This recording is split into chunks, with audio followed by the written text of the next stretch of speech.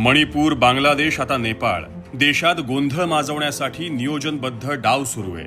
जरांगे यांचं आंदोलन हे सामाजिक नव्हतं, ते एका राजकीय षडयंत्राचं पहिलं पाऊल होतं.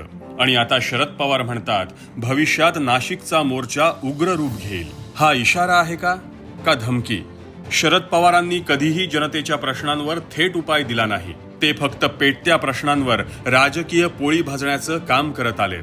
त्यांचं ट्रॅक रेकॉर्ड सर्वांना ठाऊक आहे. 1993ला मुंबई बॉम्बस्फोटानंतर 11 नव्हे 12 स्फोट असं खोटं पसरवून जनतेची दिशाभूल केली होती. आज पुन्हा तेच होतंय. पवारांचं राजकारण म्हणजे गोंधळ, भडकवणं आणि अफवा. प्रश्न सुटले तर त्यांचं राजकारण संपेल म्हणून मुद्दाम प्रश्न चिघळवले जातात.